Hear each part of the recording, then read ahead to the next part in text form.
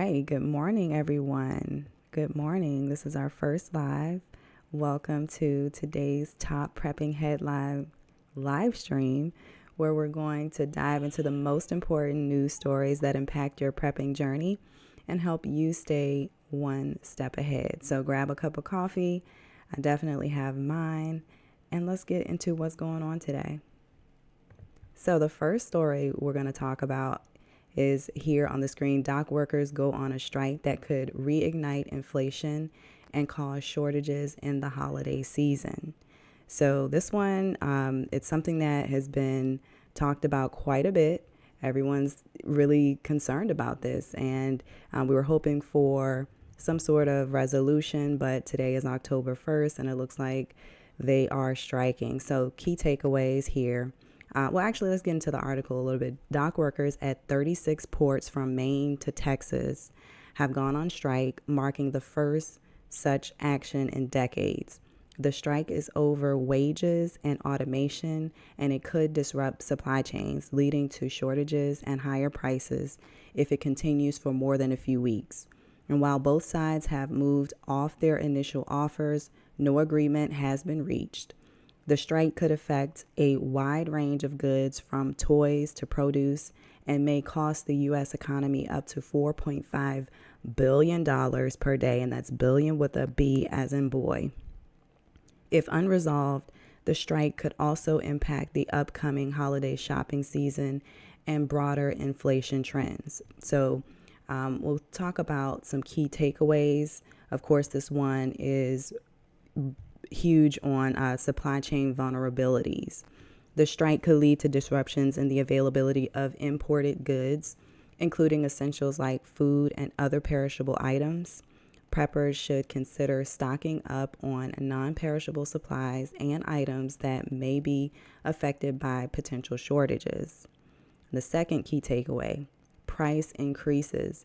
If the strike continues, it can cause inflationary pressures on everyday items due to increased shipping costs and supply delays. And this is a good time for preppers to focus on bulk purchases and budget planning to counteract rising costs. And the third takeaway is the holiday season preparedness. The timing of the strike could impact the availability of products for the holiday season. Preppers should plan ahead by purchasing any critical items or gifts now rather than waiting until the last minute, like doing last minute shopping when stock may be limited or prices could be higher. And so, I'm not really big on holiday shopping, gift giving and all that kind of stuff. I don't really shop when the calendar tells me I should shop. I shop when I feel like I need to. So I would say from an entrepreneurial perspective, yes, you do want to pay attention to what you may have to get in order to meet the demand that you can get or may have during the holiday season. And so next up, this is huge. Biolab plant fire, more than 90,000 sheltering in place in Georgia as strong chemical smell enters the Atlanta area. And so I don't know if you all remember, I believe this was early last year. There was a situation in East Palestine, Ohio. There was a train derailment and there was a huge chemical fire, just an explosion. And so this really reminds me of that situation. And there have been plenty others since then, but we'll go ahead and just go into a brief summary of what's going on. A fire at a biolab facility in Rockdale County, Georgia, caused authorities to close nearby roads and issue a shelter-in-place order for residents due to concerns over chemical exposure. The fire resulted in a potential release of harmful chemicals, which prompted the emergency response and warnings to residents to stay indoors until the situation was under control. The event highlights the dangers associated with chemical facilities and the importance of having emergency plans in place for unexpected industrial accidents. And so the key takeaways here on this story is air quality awareness and safety. Chemical fires can release hazardous materials into the air, making it essential for everyone to have N95 masks or respirators on hand and a way to monitor air quality levels. You may want to consider adding an air purifier with HEPA filter to your home for additional protection. And obviously, that's something that's probably a little too late for the folks here.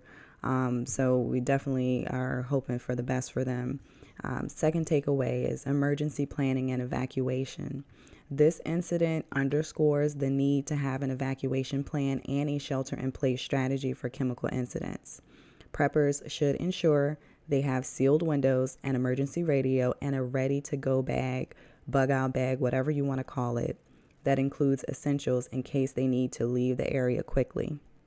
And the third takeaway, preparedness for unexpected disruptions. Events like this can lead to road closures and supply chain interruptions. Preppers should have enough food, water, and medical supplies to remain self-sufficient for at least a few days to a week, as emergency responses and cleanup efforts can take some time. And so here, this one is a really serious situation. I do remember as I spoke about the East Palestine train derailment, there were reports from authorities telling the residents that it's okay to go back, and these people experience very serious health conditions as a result. So just for all of the people in the area, please be mindful of the information that you're receiving, and do your own research. And if you feel like it's not safe to be there, just don't go back. Figure out another way. I know it's a really tough time for a lot of people, but your health is something that can't be replaced. And so I hope you found these top stories, these headlines useful, information here useful, and I hope you enjoy the rest of your day. Check the description box. There is information there that will help you